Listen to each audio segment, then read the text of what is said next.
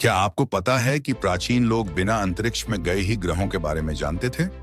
इस असंभव लगने वाले काम को संभव बनाने वाले 4 मुख्य वैज्ञानिक थे। भारत से आर्यभट्ट, यूनान से क्लॉडियस टॉलेमी, पोलैंड से निकोलस कोपरनिकस और आखिर में इटली से गैलीलियो गैलीली। ये कुछ मेन साइंटिस्ट थे जिन्होंने ग्रहों के बारे में इस इम्पॉसिबल नॉलेज को पॉसिबल बनाया। आइए इन महान साइंटिस्ट के बारे में एक एक करके बात करते हैं। पहला, आर्यभट्ट भारत। उन्होंने मैथमेटिकल फॉर्मूलों और तारों के ऑब्जर्वेशन का यूज करके पृथ्वी के घूमने और परिक्रमा करने की कैलकुलेशन की। ये प्रूव किया कि पृथ्वी अपनी धुरी पर घूमती है। उन्होंने साल की लंबाई 365.258 दिन की कैलकुलेशन भी की, जो हैरान कर देने वाली सटीकता से की गई थी। आर्यभट्ट ने ग्रहणों को साइंटिफिकली एक्सप्लेन किया और कहा कि ये मिथकों के बजाय शैडो के कारण होते हैं, और इसे जियोमेट्री और एस्ट्रोनॉमी के जरिए क्लियर किया। दूसरा, क्लॉडियस टॉलेमी, यूनान। उन्होंने अर्थ सेंट्रिक मॉडल डेवलप किया, जिसमें माना गया कि पृथ्वी सेंटर में है, जो ग्रहों की आकाश में दिखाई देने वाली मूवमेंट पर बेस्ड था।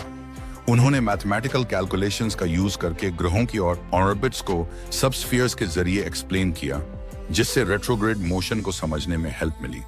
टॉलेमी का मॉडल सदियों तक एक्यूरेट प्रेडिक्शन दिया। Nicholas Copernicus, Poland.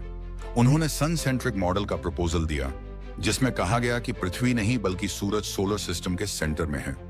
उन्होंने एक्यूरेट ऑब्जर्वेशन और मैथमेटिकल प्रूफ का यूज करके यह प्रूव किया कि ग्रह सूरज के चारों तरफ घूमते हैं, जिससे एस्ट्रोनॉमी में रेवोल्यूशन आ गया। उनके आइडियाज ने लंबे समय से चले आ रहे अर्थ सेंट्रिक मॉडलों की सोच को चैलेंज किया और मॉडर्न प्लैनेटरी साइंस की फाउंडेशन रखी। चौथा, गैलीलियो गैलीली, इटली। उन्होंने एक एडवांस टेलीस्कोप का यूज करके जुपिटर के मून को ग्रह के चारों ओर घूमते हुए देखा, जिससे यह प्रूव हुआ कि हर चीज पृथ्वी के चारों ओर नहीं घूमती। उन्होंने वीनस के फेजेस की भी डिस्कवरी की, जिसने कोपरनिकस के सन सेंट्रिक थ्योरी को सपोर्ट किया और सन सेंट्रिक मॉडल को कंफर्म किया। गैलीलियो की डिस्कवरीज ने ऑब्जर्वेशनल एस्ट्रोनॉमी की शुरुआत की, जिससे डायरेक्टली आकाशीय ऑब्जर्वेशन के द्वारा प्लैनेट्स की मूवमेंट को प्रूव किया गया।